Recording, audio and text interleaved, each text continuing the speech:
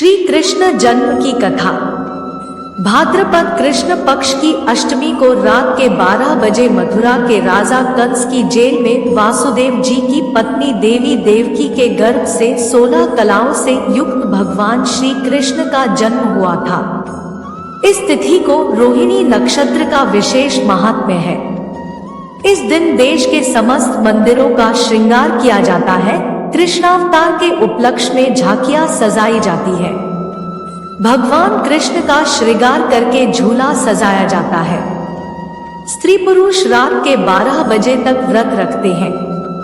रात को 12 बजे शंख तथा घंटों की आवाज से श्री कृष्ण की जन्म की खबर चारों दिशाओं में गूंज उठती है।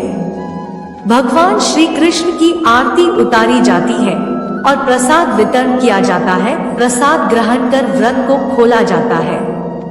तथा द्वापर युग में पृथ्वी पर राक्षसों के अत्याचार बढ़ने लगे। पृथ्वी गाय का रूप धारण कर अपनी कथा सुनाने के लिए तथा उद्धार के लिए ब्रह्मा के पास गई। ब्रह्मा जी सब देवताओं को साथ लेकर पृथ्वी को विष्णु के पास क्षीर सागर ले गए। उस समय भगवान विष्णु अन्नत शैया पर शयन कर रहे थे। स्तुति करने पर भगवान की निद्रा भंग हो गई। भगवान ने ब्रह्मा एवं सब देवताओं को देखकर उनके आने का कारण पूछा तो पृथ्वी बोली, भगवान मैं पाप के बोझ से दबी जा रही हूँ, मेरा उद्धार कीजिए। यह सुनकर विष्णु बोले, मैं ब्रज मंडल में वासुदेव की पत्नी देवकी गर्भ से जन्म लूंगा।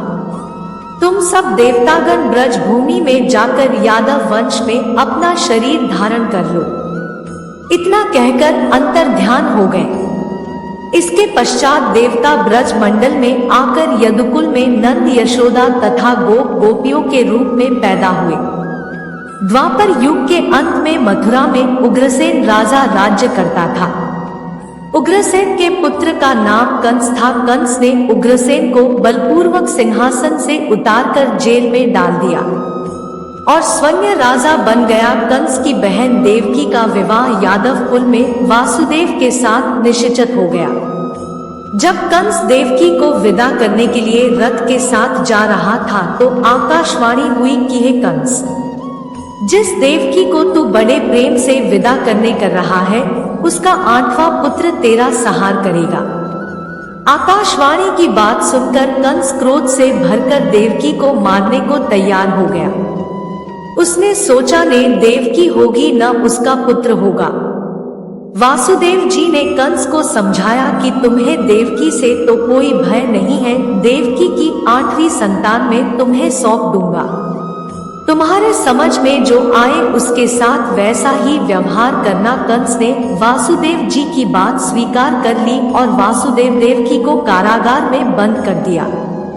तत्काल नारद जी वहां पहुंचे और कंस से बोले कि यह कैसे पता चला कि 8वां गर्भ कौन सा होगा, गिनती प्रथम से या अंतिम गर्भ से शुरू होगा। कंस ने नारद जी के परामर्श पर देवकी के गर्भ से उत्पन्न होने वाले समस्त बालकों को मारने का निश्चय कर लिया। इस प्रकार एक एक करके कंस ने देवकी के 7 बालकों को निर्दयता पूर्वक मार डाला। भाद्रपद के कृष्ण पक्ष की अष्टमी को रोहिणी नक्षत्र में श्री कृष्ण का जन्म हुआ। उनके जन्म लेते ही जेल की कोठरी में प्रकाश फैल गया। वासुदेव देवकी के सामने शंख चक्र गदा एवं पद्मधारी चतुर्भुज भगवान ने अपना रूप प्रकट कर कहा, अब मैं बालक का रूप धारण करता हूँ, तुम मुझे तत्काल गोकुल में नंद के यहाँ पहुँचा दो और उनकी अभी जन्मी कन्या को लाकर कंस को सौंप दो। तत्काल वासुदेव जी की हथकड़ियाँ खुल गई।